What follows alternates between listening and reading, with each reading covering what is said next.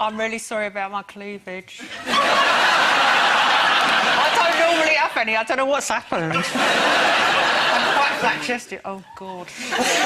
Miss Street Porter, let's not act like we don't know what we did.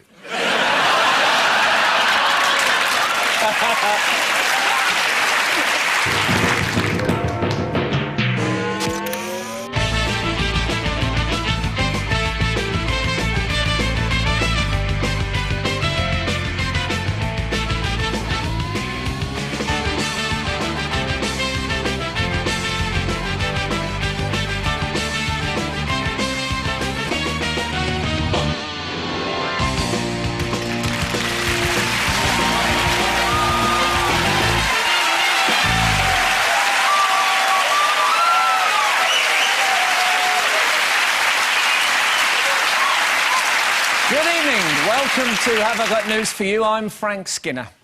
In the news this week, after finishing the first gig of their comeback tour, there's a worrying sight backstage for the Cheeky Girls.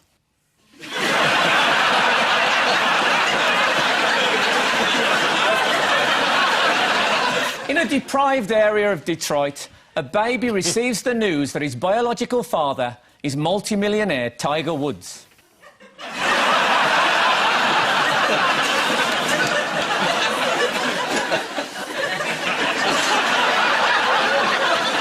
And at home in Hull, a nostalgic John Prescott gets out the scrapbook and relives some happy memories.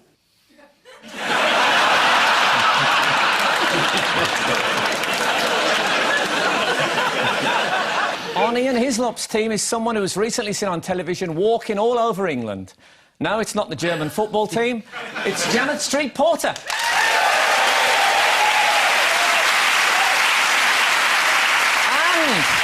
With Paul Merton tonight is an American comedian who says he likes working in the UK because it's much harder to offend the audience. What? These ugly bastards? No, you're right. Please welcome Reginald D. Hunter.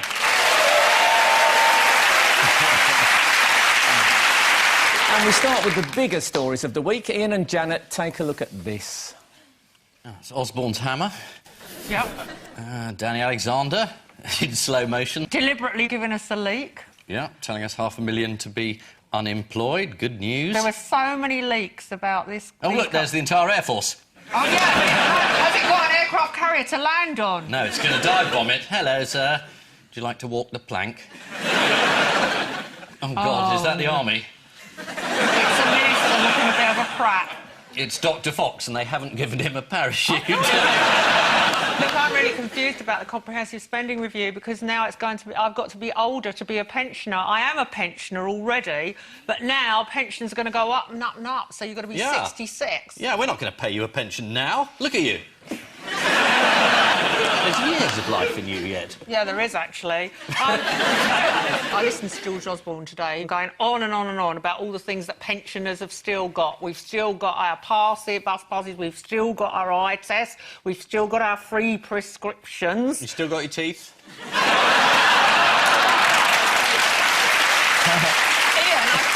Got 90% of my IQ because I read in the Daily Mail or something last week that if you walk 9 miles a week, Alzheimer's is still on the horizon. Yeah, but if you read the Daily Mail, your IQ plummets. Anyway, the rich are going to be absolutely cash-strapped by this. So if you've got any sympathy left, it's for David and George. Because we're all in it together. Except them. It is pretty savage. And we haven't got any armed forces anymore. Unbelievable feats of logic. We're building 2 aircraft carriers that everyone agrees we don't need. They can't have aircraft on them because they haven't got any aircraft. Helicopters can land on them, though. Yeah, but not now because they haven't been built yet. We're scrapping the aircraft carrier we have, and the only reason we're building the aircraft carriers is because the contract has been signed already. We've spent billions of pounds on these ships that nobody wants, so we've got to build them anyway. Don't be picky. It's a bloody big thing to build with nothing to go on it, isn't it? Can't they use it for housing now they're cancelling all this social... What, social housing floating about the country? Well, if you don't pay your rent, they shoot you out of a torpedo tube. Did you say a prison? Yeah. That'd be a great idea, floating Yeah. prison. I thought we had floating prisons. Yeah, no, we had. We had great big hulks in the Thames, full of asbos. People tried to tunnel their way out, didn't they? It was I just- terrible. Must be rather sad for the Prince of Wales. He's finally got a boat named after him, and they're going to scrap it. Is it naive to believe that just... Almost always. Can I have this? Yeah. Mr. been on here since 1990. Seems longer. Is it possible to believe that part of the reason that they're going ahead to build these boats is to go, hey, look, people, there's these jobs we got. We got all these jobs. And when the boat built and the new administration is in, then all of a sudden we've lost all these jobs, and it's these old people's fault. And the fact that these ships are being built in Scotland in constituencies quite near Gordon Brown's is a coincidence. Hey, man, it's a comedy show. Yeah, the last government certainly was.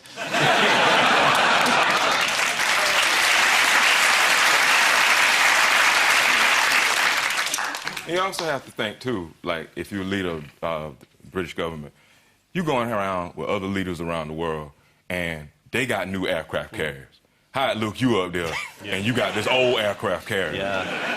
I mean, they won't say nothing, but you know they thinking it, you know.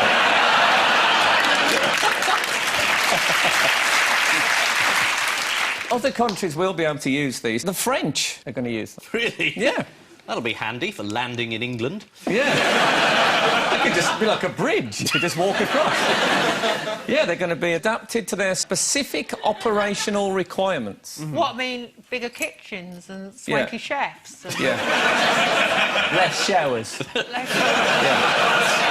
Fewer showers, honestly. Oh, sorry, fewer showers.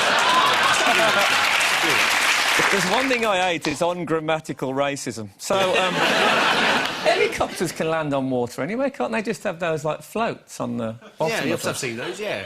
Well, that's much cheaper than building But you 2 can't aircraft really carriers, build- surely. Oh, what do you think? We should just have a load of bigger rubber dinghies for them. That'd be cheap, If you just put those floaty bits on the bottoms of Oh, helicopters... like, you know, when you're on an aeroplane, the rubber slides that come down. Oh, No, right, the I'll send that- floaty bits. Willie Walsh, when British Airways is grounded, they're going to have a lot of those rubber bits they're not using. They can send them off to the Indian Ocean and Mediterranean, and our helicopters can land on them. No, they're like floaty bits on the bottom of a helicopter. You can land on the water in them. Yeah. Have you never seen those on TV? No, last time I went on a helicopter was... But the point Well, of no, landing not on the so. ship is you get refuelled and then... What was it about the last helicopter trip that you said you'd better not say? Sounded quite interesting. All right, I went horse racing and my hat was too big to get in the helicopter. How did a I horse had get on? some row with a mouthy pilot who said, "You're a safety hazard with that hat on." I went, "All right, I'm not taking it off, I'll sit with my head sideways." I nearly got a neck injury all the way from Battersea to Ascot like that. Well, we're all in it together now, John. I think you've lost a bit of pension-based sympathy with that story. My helicopter trip to Ascot. That was 10 years ago. Did you use your freedom pass on it? I wasn't a pensioner 10 years ago, Frank. No, I never thought that. I can't believe Not you're that old. No, it's hard to believe you're a pensioner now. Yeah, unlike Cliff Richard, I haven't got a crepey neck either. No. No, don't tell me there are some Cliff fans in the audience. They're like the plague, they're everywhere you go. It was all very well you attacking the government over spending cuts, but not Cliff Richard. Well, to be fair, I think she's attacking the fans who she has described as like the plague. Which major international figure offered support for the government's efforts to cut the deficit? Oh, was it Arnold Schwarzenegger? It was Arnold Schwarzenegger. Arnold Schwarzenegger, that's because he was visiting London anyway. Yeah. And it was just another way of getting in the headlines. Yeah, because he already... Wait. Are you trying to say he didn't mean it? I'm made a documentary film with Arnie when he was just a bodybuilder, and I'm the woman that took Arnold Schwarzenegger to Gordon's gym, and I had to sit there and feed him 25 donuts out of 2 big carrier bags. So if anyone knows Arnold Schwarzenegger's mentality... As interesting as that is,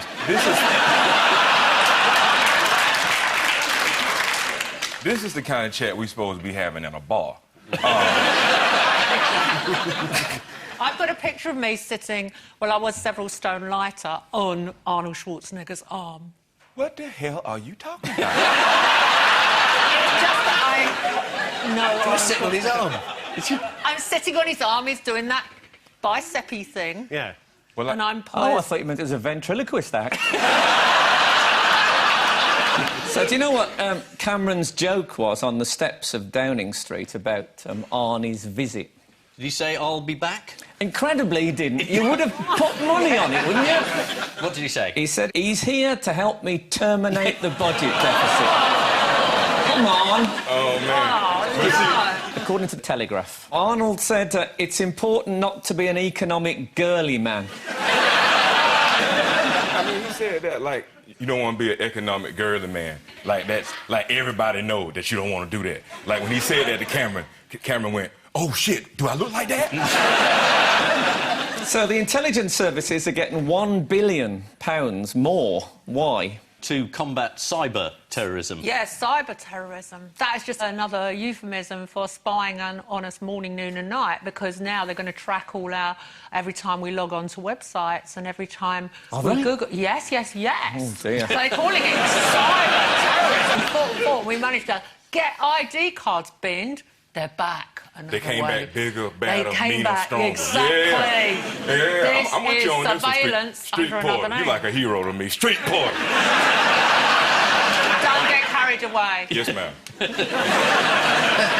Would you like the rest of us just to subtly leave and just... the two of you just, you know... So, this week, the BBC News decided to take to the streets to ask people where they thought the act should fall. So let's have a look at the great British public in action. We set up shop to find out what kind of savings people might be prepared to make. Could you do with a fortnightly bin collection? No. Could you do with fewer streetlights at night? No. Could you do with fewer libraries? No.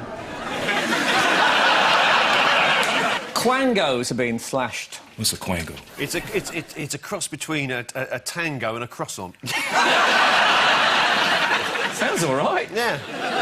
I remember Johnny Quango, the wrestler. Do you remember him? Oh, yeah, he was very good, wasn't he? Yeah, he was in an automobile accident and couldn't get an erection after. It's not one of the holds in professional wrestling, so... not a legal hold, anyway. It's not legal. No. He ended up with half Nelson. Really? Well, there's one Quango that did go, which I personally will miss quite a lot. That is the Government Hospitality Advisory Committee on the purchase of wine. I don't think a quango is what you think it is. How have the French been reacting to talk of cuts? Strikes, riots on the street. Anger. They say the word anger very much like that. Anger. They can't speak English like we do. You're quite right, though. They have been rioting and striking at petrol refineries. They love it. How all they do. You can say what you like about the French. No, you can say what you like.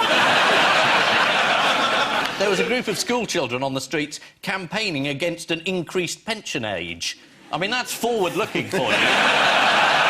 The best news to come out of France recently is that Carla Bruni was told she wasn't welcome.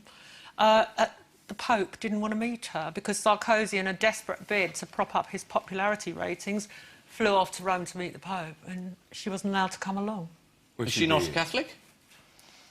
She's a Catholic, but I think her past got in the way. She used to be a hoe. I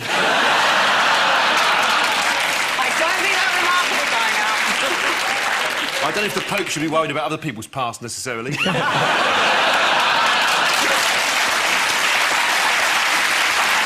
And in the middle of their financial crisis, what's German Chancellor Angela Merkel been saying? Multiculturalism doesn't work. is what she says. But, you know, Germany kind of felt like that, like, back in the 30s and 40s, Yeah. didn't it? That's not like a new thing No, for no. Germany, man. We can't even get all mad with them, like, yeah, we kind of knew y'all felt like that. Well, just to put the icing on the cake, when she said it to the youth wing of her party. Yes, this is the long-awaited government spending review. After announcing the defence cuts, David Cameron rang the White House and made it clear that Britain is still a first-rate military power and a robust ally of the United States. To which the receptionist replied, "Thanks for the message, and how are you spelling Cameron?" The government has postponed the scrapping of our secret nuclear submarine Trident, as no one knows where it is. Reg and Paul, here's yours. Ah, finally. This is, of course, Mr. Wayne Rooney, currently in trouble with his club, Manchester United. There's Alex Ferguson there. That's the World Cup. That was the World Cup? Yeah. Oh, okay. And, I'm not sure what that's meant to symbolise. Yes, there's two stories going on here, I think. That's Wayne Rooney now, to avoid press attention. They spotted him when he was on a holiday in New Zealand. Yes, Wayne Rooney wants to leave Manchester United. Have you been following this at all? Do you follow football? I think Wayne Rooney's wife wants to leave Manchester. That's Yeah, what I think. yeah. I just think that, you know, when she walks around, she get people she don't even know coming up to her, giving her advice about her life.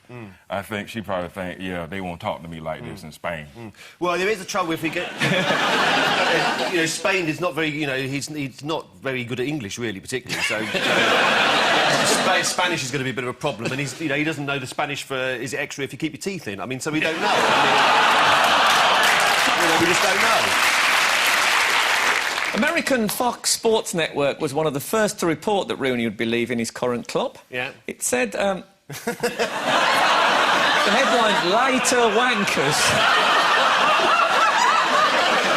I'm not sure they quite got the significance of the colloquialism. I have to admit, it don't sound like a real swear word to us. No. And like, even when y'all do swear, y'all make swear words sound more classy, just like, like ass. We say ass, and y'all say ass. And it sounds like you're asking someone across the table to pass over some special sauce. Can I have a piece of that ass? What are the possible reasons for the big fallout between Alex Ferguson and Wayne Rooney? I thought he asked for a lot more money. Yeah, 12 And then he million was a told year. you can't have more money, so he's going somewhere else. The big argument was that Rooney contradicted Alex Ferguson over the state of his ankle. Yeah. Something you should never do, according to the Mirror. It said one former United insider said, "If Sir Alex says you've got two heads, you've got two heads." Sir Alex is a bad dude, ain't he? Wayne also apparently thinks that Manchester United are in decline. Do you know what he said? Manchester United in decline.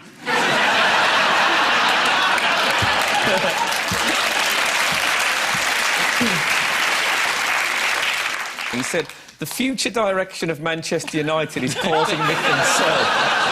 Yes. Let's have a look at Wayne Rooney being booed off after the Algerian World Cup game. Nice to see your home fans booing you. That's what loyal supporters. What he actually said there was, "It's nice to see the home fans booing you. That's what I call loyal supporters." So this is a bloke, Wayne Rooney, who's cheated on his own wife several times with whores, right? Who now wants to leave one of the world's great football clubs for money. And he's saying that the England fans, right, who've suffered, who've taken years of misery and still turn up at games, he's giving us a lecture on loyalty.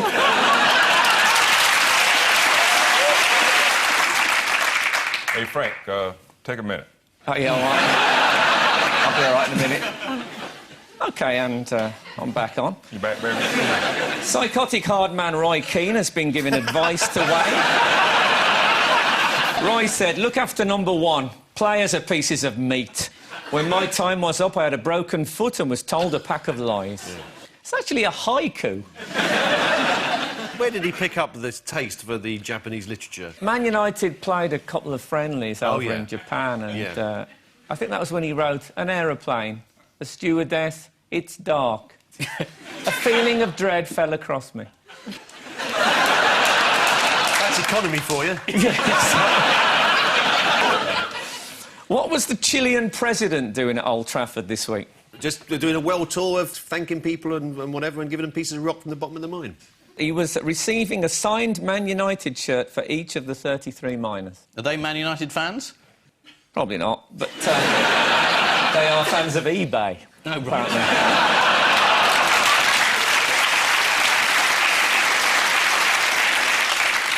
So what's the big international football scandal of the week? Oh, yes, there was a couple of members of FIFA who wanted to accept bribes in order to influence their vote on who hosts the World Cup in 2018, I think it is. Mm-hmm. It was all a Sunday Times sting in the end, and the undercover reporters were introduced to the FIFA officials by a FIFA fixer called Slim Alulu. I like a name you can dance to. And his brother Bebop. So more problems for FIFA President Sepp Blatter on top of this other humiliation.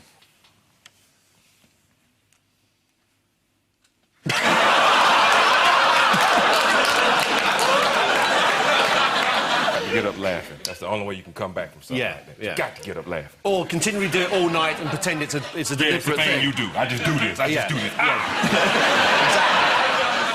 After the 50th time of doing it, everybody will just accept it. Then a few people start doing it because people kind of weak. Yeah.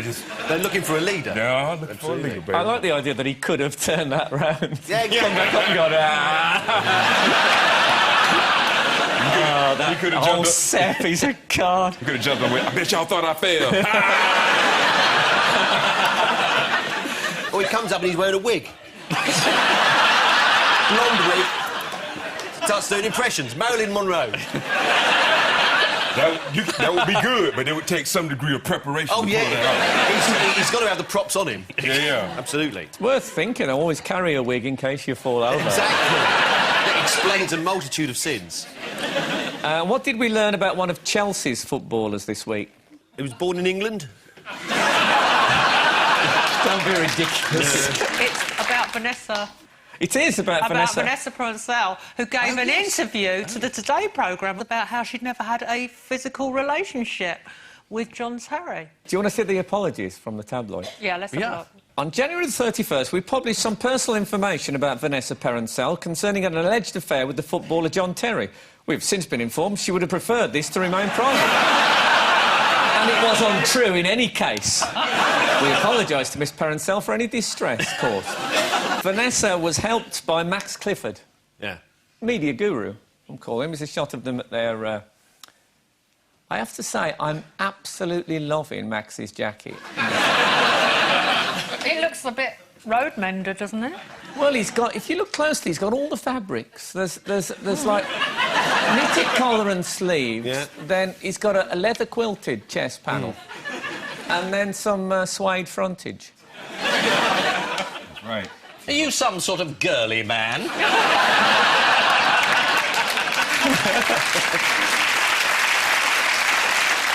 Yes, it's been another turbulent week in the world of football. FIFA was in shock after it was alleged by the Sunday Times that some of their officials took bribes for World Cup votes. One of those accused of bribery was Mr Amos Adamu from Nigeria, who claimed it was for his country. Well, if he wants money for his country, he should go through the usual channels, send out a load of bogus emails saying he's just inherited a fortune, etc, etc, etc. There was an important High Court decision regarding the ownership of Liverpool Football Club this week. Hundreds of Liverpool fans turned up at the High Court to see Liverpool Football Club win a historic victory. Well, where else are they going to go? Some of the fans drove down from Liverpool to the High Court, but most of them caught the regular shuttle bus. John Henry, the owner of the Boston Red Sox, said he felt an immediate affinity with his adopted city when he found out how many people in Liverpool own a baseball bat. And so to round two, the picture spin quiz. Fingers on buzzers, teams.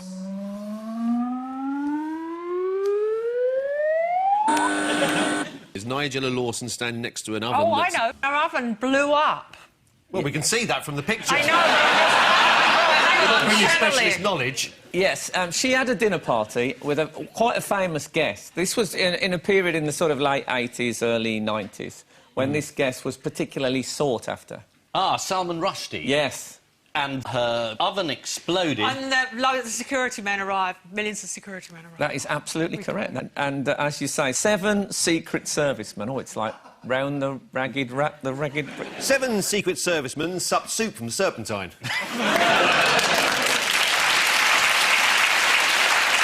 That's the first thing I've said all night that they've liked. That's the first thing you said that came close to making sense. Does Nigella deserve the domestic goddess label, according to her? No. Can we define once and for all what a domestic goddess is? It's someone who's extremely competent with all things in the home, as 'twere. Yeah. What was the Jerry Hall thing? A whore in the bedroom? Jerry Hall. Let's not... Can we have a Jerry Hall-free show? I think you'll 30 find... seconds ago, we were doing very well. Now it seems to be impossible. You should have mentioned it earlier. We would have all right then. Yeah, you got to be warned about these things. Yeah. To be fair, most shows do fall into that category. She's been everywhere flogging her paintings, and now she's flogging her coffee table book. Who? What you just... Jerry Hall. I thought you didn't want to talk about it. Oh, sorry.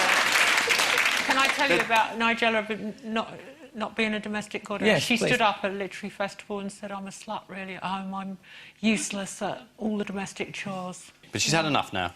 Yeah. So Yeah, people, what- I am not a domestic goddess, do not worship me. I'd love to be worshipped. I can't see anything wrong in that. I think some people You should do hang out worship. with gay men. They're always good when they come round and rearrange your cushions and everything. Well, I've heard some terms for it.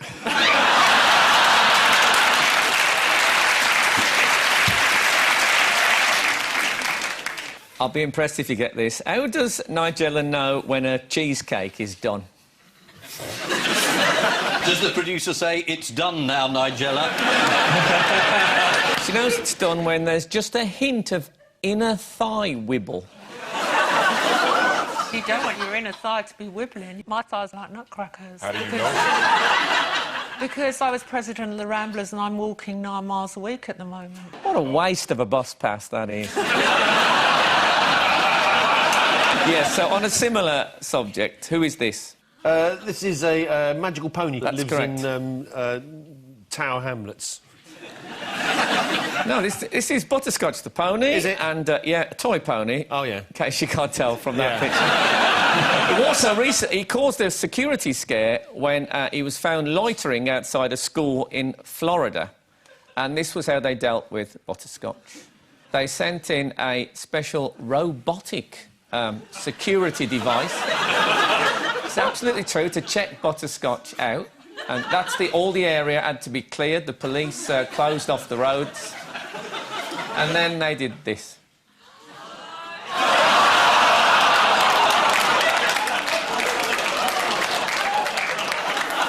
Let's do that one again, shall we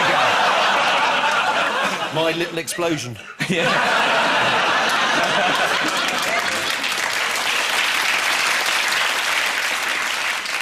You never know, man. Like, terrorists, man. Terrorists might have left that there. That might have been, like, a decoy butterscotch horse. Terrorists who used ponies is a big... sort of Al Gymkhana. 3 people clapped, 40 people went... Fingers on buzzers, teams.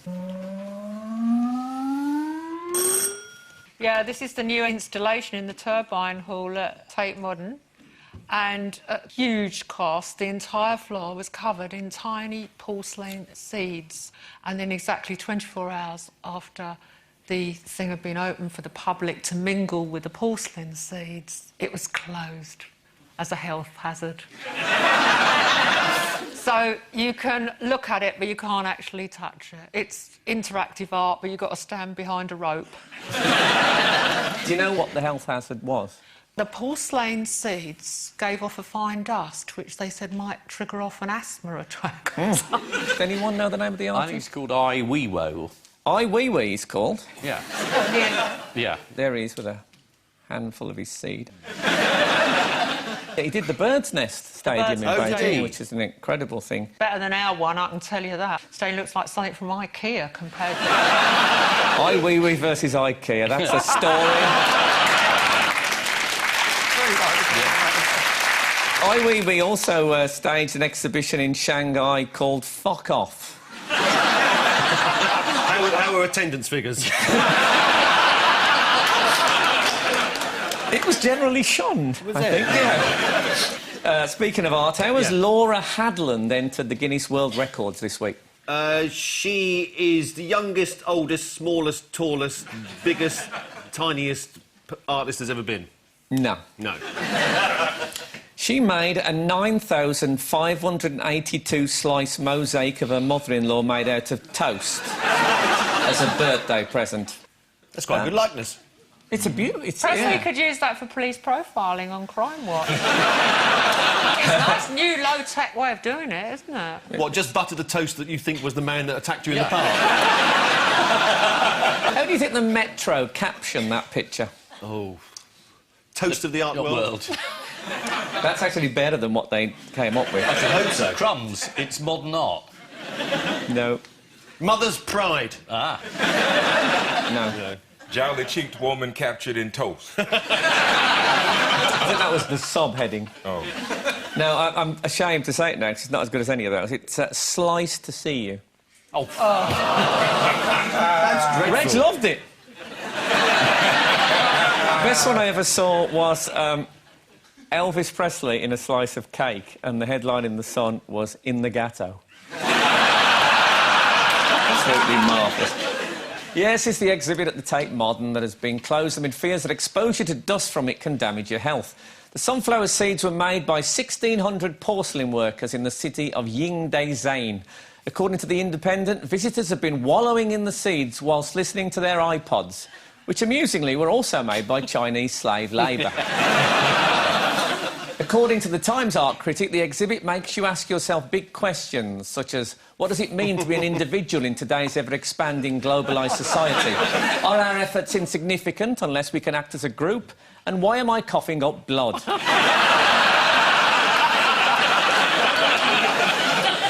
Time now for the odd one out round. Just one between you this week. Prince Philip, Florence Cameron, George the Blue Peter Tortoise, and Swaziland's Justice Minister, Ndamizo Mamba. Well, the Swaziland Justice Minister was found by his king in the Queen's bedroom in a sort of drawer underneath the bed because he shouldn't have been in there, really. I think little baby Florence doesn't have a proper bed. She's sleeping in a box. And the Blue Peter Tortoise, did he sleep in a drawer? A box, cardboard box. Yes. For a lot of the year. And Prince Philip isn't. So he's the odd one he's out. the odd one out. Prince Philip looked like someone from the PG Tips adverts. Is it about being found in the Queen's bedroom? Are you saying that none of them have been found in the Queen's bedroom? The Queen of Swaziland's bedroom. Oh, I see, the Queen of Swaziland's bedroom. So all these other people was in the Queen of Swaziland's bedroom?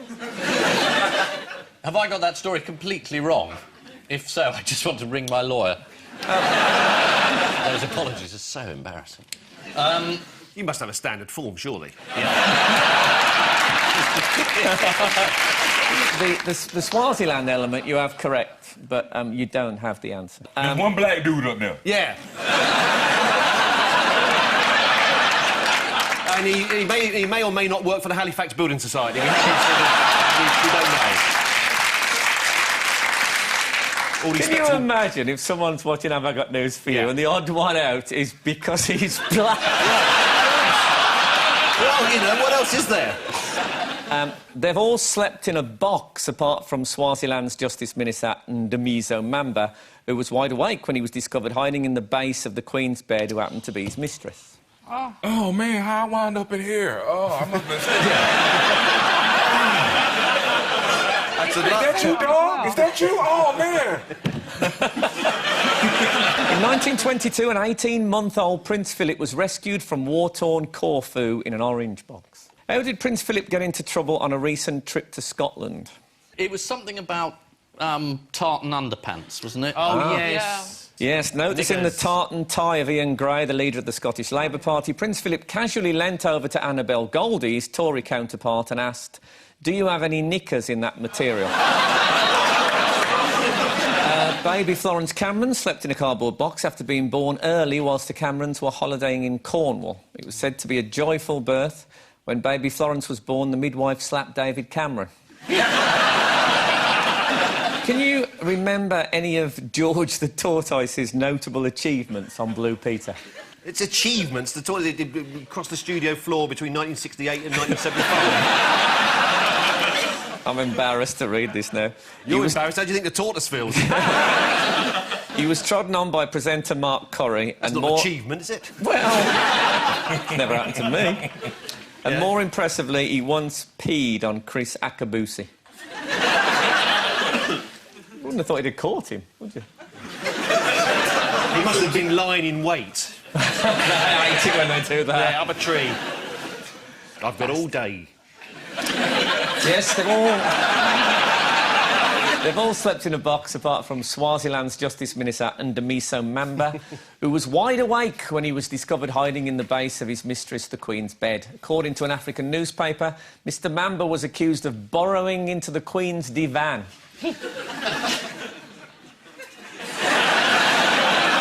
I'm not going to bother. Time now for the Missing Words round, which this week features, as its guest publication, Lower Extremity Review. One of the leading bottom shelf magazines. And we start with Roomy Socks What? Invite lodgers. Fill up your shoes. Roomy socks fill up your shoes? Even for a foot magazine, that's a poor headline, isn't it? Oh, is this Wayne Roomy? Yeah, it's a piece of graffiti, Roomy Socks. That's what's happened to spelling in this country. Now, the answer is roomy socks can be worn by anyone. This is an advert from Lower Extremity Review for roomy socks. They're American-made and come in 4 sizes: large, extra large, massive and Channel 5 documentary. Next, Graham's what are gargantuan? Plums. Nearly. Damsons. It's actually... not that nearly. It's Graham's greens are gargantuan.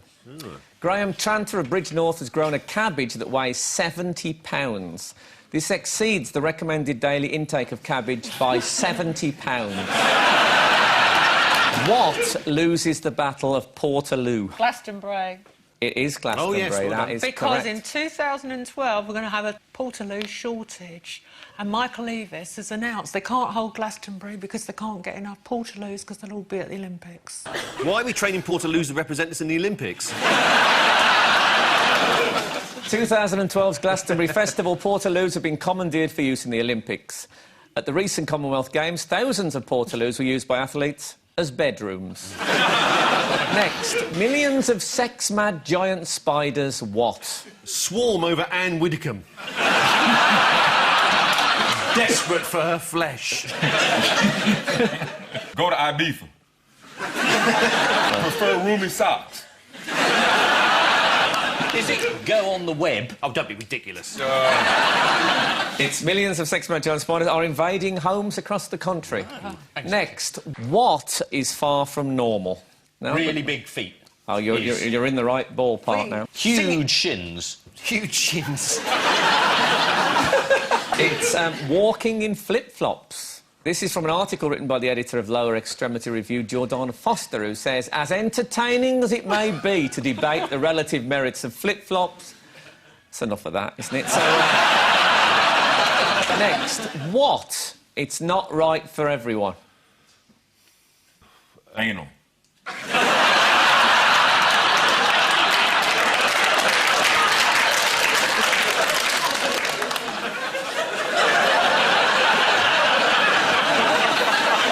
I've been trying to dispel that myth for years.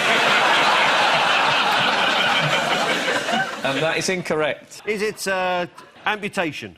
No, it's bunionectomy. This is from Lower Extremity Review, surprise, surprise. Yeah. And comes from an article about bunion removal in their cut out and keep section. Next, squash tomato sues what? Sir Alex Ferguson's nose for breach of copyright. It's actually sues for £24,000. This is the council worker dressed up as a tomato who was injured when the Lord Mayor of Belfast tried to jump over her. It's probably a Protestant thing, isn't it? Cluffy wedge what? See a doctor. It does sound like a condition someone would say, oh, Yeah. man, I think I got a cluffy wedge. I don't think you're going to get it. It's cluffy wedge. It helps alter dynamic plantar pressure in subjects with asymptomatic functional hallux limitus. We were close. Yeah. This is from Lower Extremity Review, which I think has dumbed down quite a lot recently. Yeah. So, the final scores are Ian and Janet have 7 points, Paul and Reg have 2.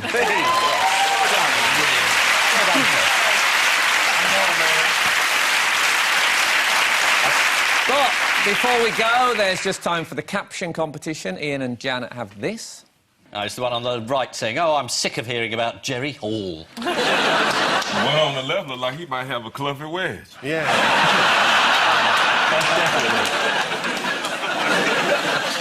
OK, and Paul and Reg get that.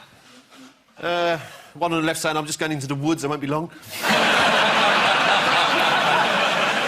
On which note we say thank you to our panellists Ian Hislop and Janet Street Porter, Paul Merton and Reginald D. Hunter. And I leave you with news that at a conference in Tangiers, David Cameron suddenly remembers that the President of Morocco also went to Eton.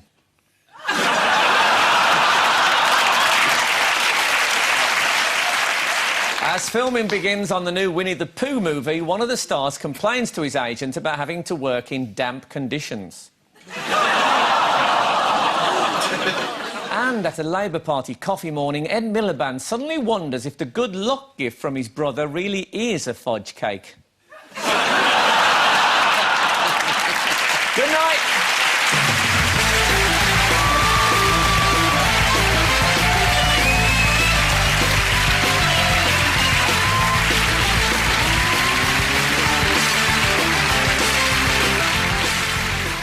The Rob Brydon Show celebrates his 100th birthday. He's looking good on it. That's on the way next on BBC Two.